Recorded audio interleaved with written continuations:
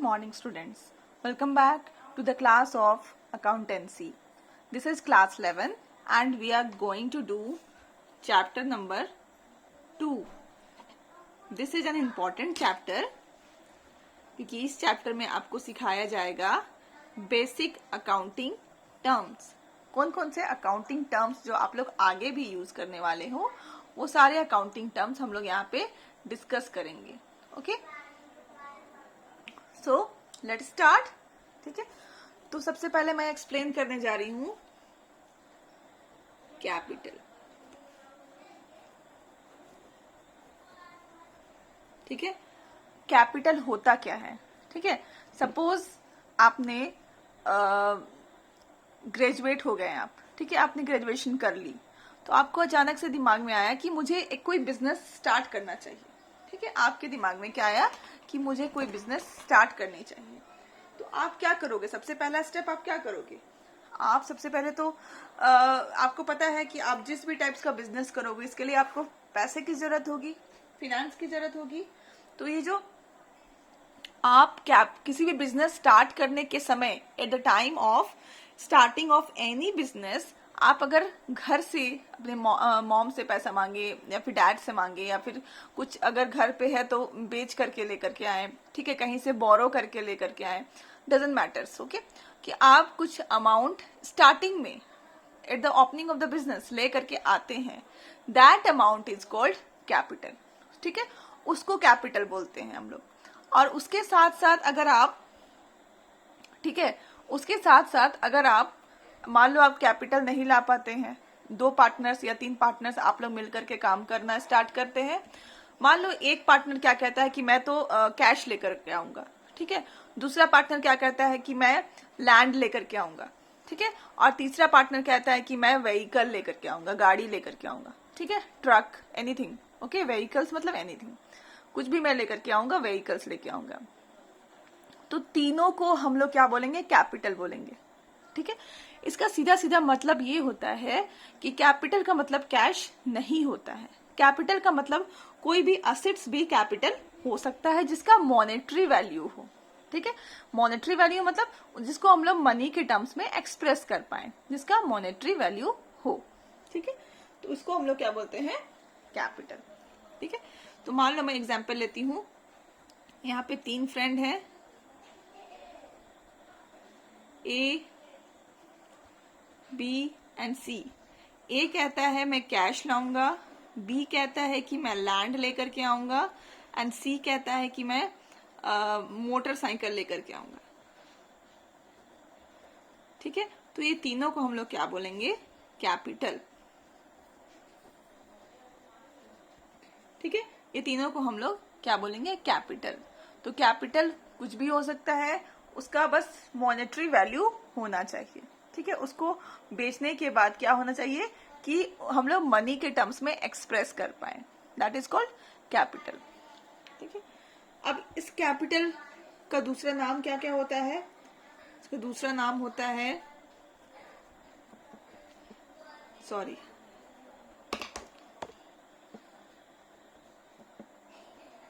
Net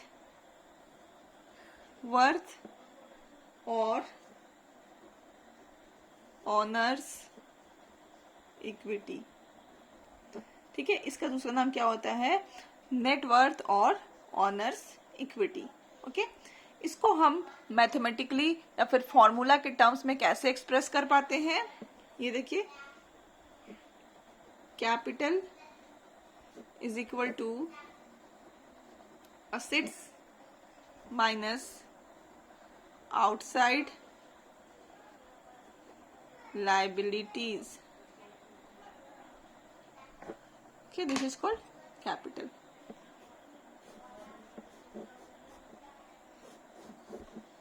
ये क्या है? आपका कैपिटल है.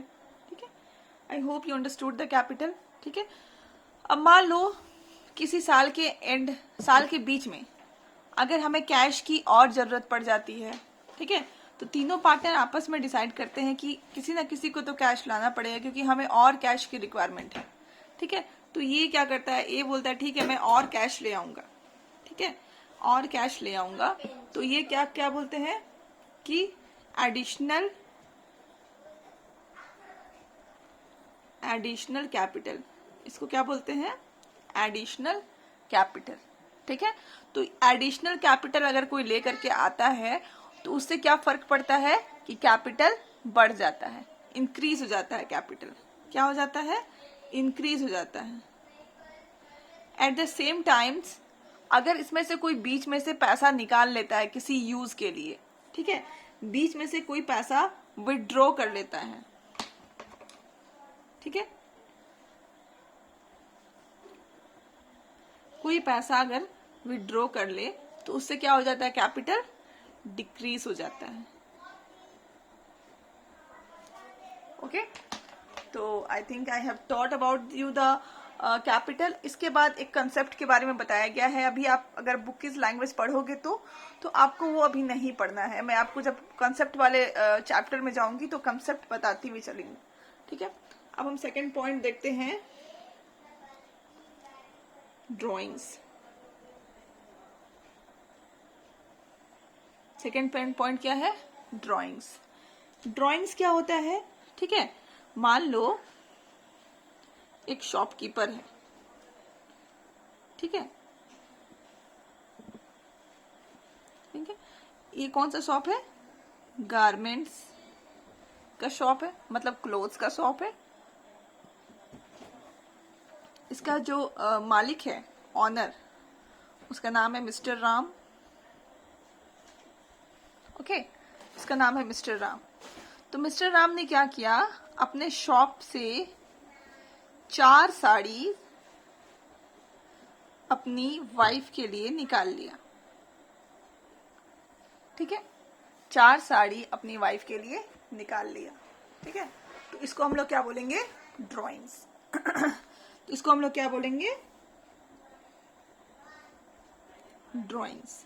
ठीक है, तो इसमें क्या है, इसमें आपको एक बात समझनी पड़ेगी कि मैंने तो यहाँ पे एग्जाम्पल दिया साड़ी की, बट एग्जाम्पल कुछ भी हो सकता है ये अपने बिजनेस से कैश निकाल ले 5000। ठीक है, वो अपने पर्सनल यूज के लिए बिजनेस से अगर कुछ निकालता है तो हम लोग उसको क्या बोलेंगे? ड्राइंग्स बोलेंगे। अगेन, वो अपने पर्सनल यूज के लिए अगर बिजनेस से कुछ भी निकालता है तो हम लोग उसको क्या बोलेंगे? ड्राइंग्स बोलते हैं। ठीक है, तो ये हम लोग क्यों करेंगे? क्या लिखेंगे यहाँ पे? अमाउंट विथ ड्रॉन और गुड्स टेकन बाय, ये जो मालिक होते हैं ना उसको हम लोग प्रोपराइटर बोलते हैं।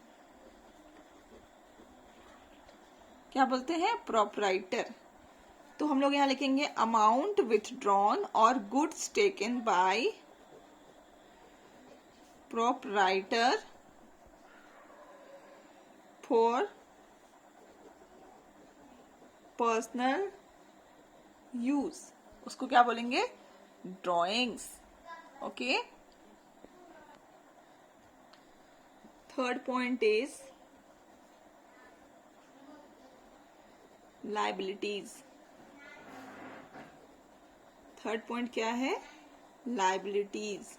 ठीक है, लायबिलिटीज क्या होता है? अब आप लोग थोड़ा सा बस इसकी कहानी सुन लेते हैं।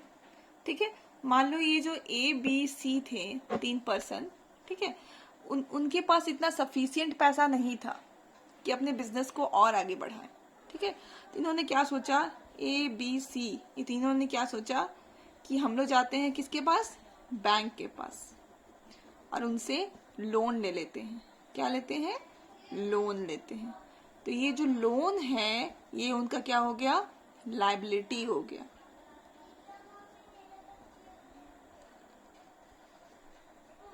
ठीक है, ये लोग लोन ले लिए। ठीक है, ये लोग आपस में भी किसी से लोन ले सकते हैं। ठीक है, यहाँ पे ABC तीनों बात करते हैं आपस में कि अगर आप में से किसी के पास एक्स्ट्रा पैसा है तो हमें लोन के रूप में दे दीजिए, कैपिटल के रूप में मत दीजिए, लोन के रूप में दे दीजिए। ठीक है, या तो फिर हम लोग ऐसे कर सकते हैं कि B की वाइफ से लोन ले सकते हैं। बट ये भी आउटसाइड ही कहलाता है। ठीक है, मान लो हमने बोला कि बी को कि बी अगर आपके पास ज्यादा पैसा है तो आप हमें लोन के रूप में दे दीजिए, मतलब लोन समझ के दे दीजिए, आपको हम ये वापस कर देंगे।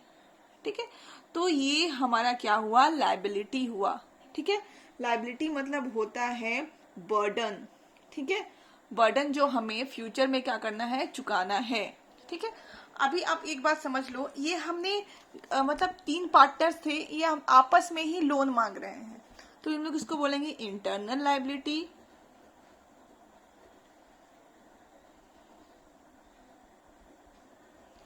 और इधर वाले ये बाहर जाकर के बैंक, तो क्या बैंक तो बाहर के लोग हो गए, तो बाहर जाकर के बैंक से लोन ले रहे हैं, तो ये हो गए एक्सटर्नल लायबिलिटी।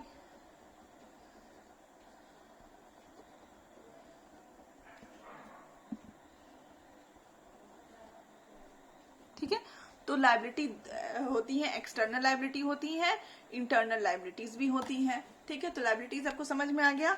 ये ऐसे अमाउंट है, this liability means amount owed by the business, जो बिजनेस ने दूसरे से ले रखा है, एट द सेम टाइम जो बिजनेस को फ्यूचर में उसको पे बैक करना है, इसको हम लोग क्या बोलते हैं, लायबिलिटीज। तो हम लोग लायबिलिटीज 2 टाइप्स में डिवाइडेड होती हैं। ठीक है, पहला है नॉन करेंट लायबिलिटी,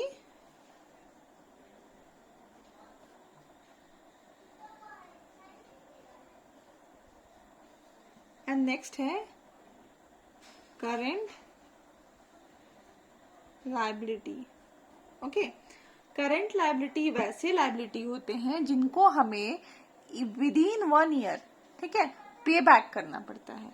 ठीक है, paid back with in 1 year, या फिर 1 ईयर को आप 12 मंथ भी बोल सकते हो।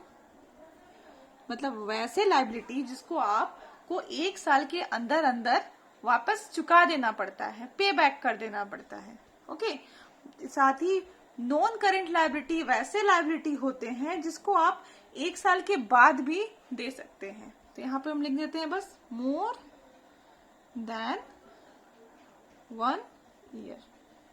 इसको आपको पे बैक करना होता है, 1 साल से ज्यादा भी हो सकता है, बट करंट लायबिलिटी को आपको 1 साल के अंदर अंदर ही पे बैक करना है। Okay okay, our next topic of discussion is assets. This is the 4th point. Okay, तो assets को क्या बोलते हैं, economic resources of business. assets क्या है, इकोनॉमिक रिसोर्सेस ऑफ बिजनेस है, जिसको हम लोग बेच करके हमें कोई बेनिफिट होती है फ्यूचर में। ओके, या तो फिर जिसको हम फर्दर उससे बिजनेस आगे कैरी कर सकते हैं, जिससे मतलब हमें आगे फ्यूचर में इकोनॉमिक बेनिफिट होने वाली है, वैसे चीजों को क्या बोलते हैं, हम लोग असेट्स बोलते हैं। ठीक है, जैसे एग्जांपल हो गया प्लांट, मशीनरी, ठीक है, trademark, furniture, okay, stock, debtors, cash, bank balances, all these things are called assets. ठीक है, अभी हम लोग मेनली देख लेते हैं असेट्स की क्लासिफिकेशन, ये बहुत इंपॉर्टेंट है। ठीक है, मेनली असेट्स जो है वो क्लासिफाइड होती हैं 3 मेन हेड में। ठीक है, पहला है नॉन करेंट असेट्स, ठीक है, दूसरा है करंट असेट्स,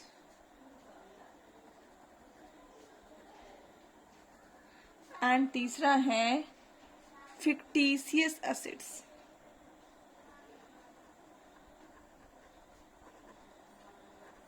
ठीक है, जिसमें से हम लोग इस असेट्स को बाद में डिस्कस करेंगे। ठीक है, अभी हम मेनली ये दोनों को डिस्कस कर लेते हैं। ठीक है, non current assets, okay, are those assets which are held by an firm not with the purpose to resale but are held either as investment or to facilitate business operation. ये वैसे assets होते हैं जिनको हम आगे future में cell नहीं करते हैं। ठीक है, तो हम लोग यहाँ पे लिख देते हैं नॉट फॉर रीसेल, जिसको हम लोग आगे फ्यूचर में रीसेल नहीं करते हैं एंड अपने पास किस लिए रखते हैं, इन्वेस्टमेंट के तौर पे रखते हैं एंड बिजनेस ऑपरेशंस के लिए रखते हैं and head for business operation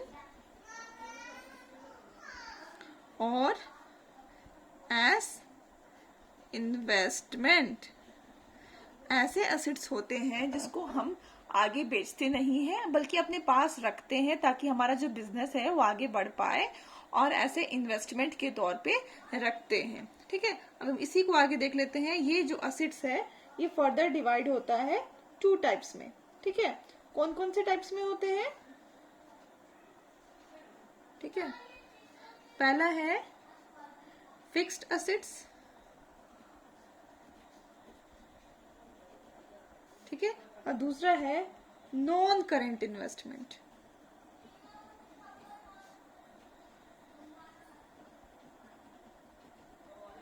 ठीक है, अब हम लोग ये जो हमारा एसेट्स है फिक्स एसेट्स, ये अगेन 2 टाइप में डिवाइड होता है। ठीक है, फिक्स एसेट्स वैसे एसेट्स होते हैं जिसका बेनिफिट हमें बहुत ही लॉन्ग टर्म के लिए मिलता है, वैसे एसेट्स को बोलते हैं फिक्स एसेट्स। जैसे हो गया आपका लैंड हो गया, बिल्डिंग हो गया, ठीक है, ऐसे एसेट्स को बोलते हैं फिक्स एसेट्स जिसका बेनिफिट हमें 10 साल 20 साल के लिए मिलती है, ऐसे को बोलते हैं फिक्स एसेट्स। ओके, ये 2 टाइप्स में डिवाइडेड है। पहला है टैंजिबल एंड दूसरा है इनटैंजिबल।